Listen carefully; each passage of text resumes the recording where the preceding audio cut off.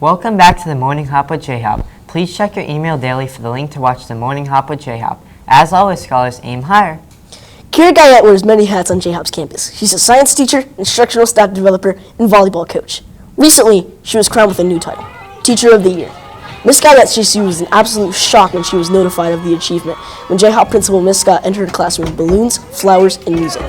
I was so excited. I did not expect it. They came into my classroom and had balloons and flowers and music playing, and I was speechless, if I'm going to be honest. My mouth was just open, like I didn't believe it was real. Yeah.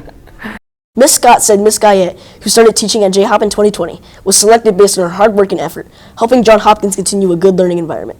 Miss Scott said Miss Guyette has the right qualities that made her a great choice for Teacher of the Year. You really want to make sure that there are staff members that go above and beyond to mentor teachers, that go above and beyond to support students not only in the classroom but outside of the classroom, whether it be coaching, mentoring. Ms. Goyette coaches soccer, she mentors other teachers on campus, and she's our department head. Miss Guyette stood out not to the admin team, but her colleagues, Scott said. Miss Guyette, who started teaching in 2018 at Medellin Middle School, said she enjoys working with students and watching them grow throughout the school year. Of all things she teaches, Miss Guyette said she hopes her students remember the inquiry process and everything that goes into science.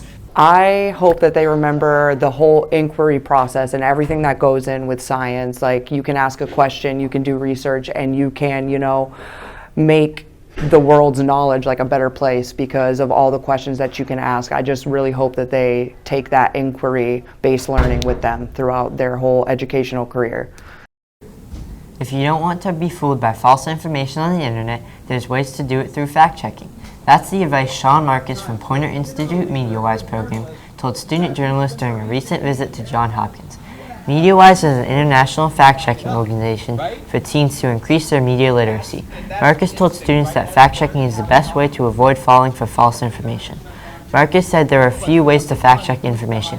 One way is to ask an expert on the topic. Another is to find reliable sources like news websites like CNN or the BBC, he said. According to Marcus, things that can be fact-checked include true or false statements in report of an event or a person. Marcus shared how artificial intelligence can trigger emotions and fool us. An AI video that makes us feel overjoyed, angry, sad, or scared can fool us easily, he said. The best way to not be fooled and get the right information. Literacy really means being able to read and understand something. And read, we talk about, reading words, but also reading pictures, reading videos, reading things we see online, like being able to take something in and understand what it really actually means.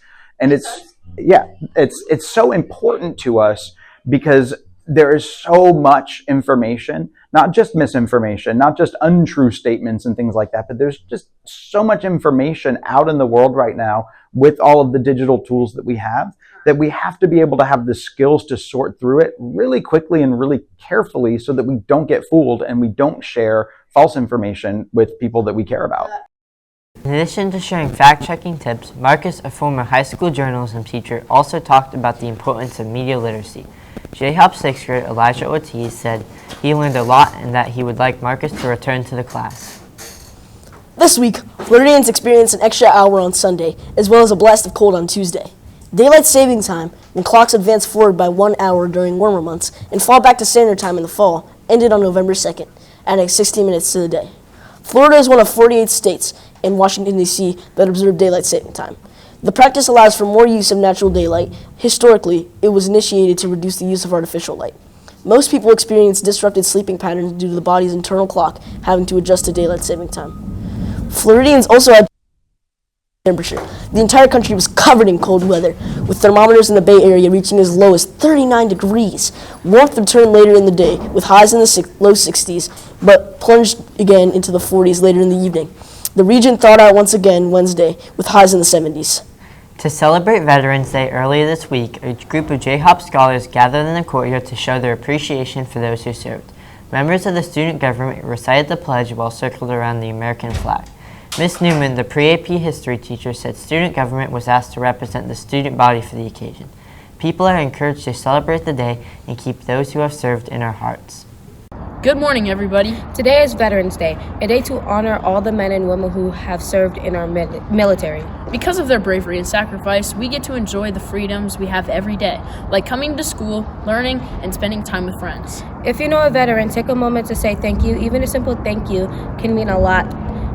Two of our veterans on campus are Mr. Williams and Mr. Stionak. If you see them, please thank them for their service today.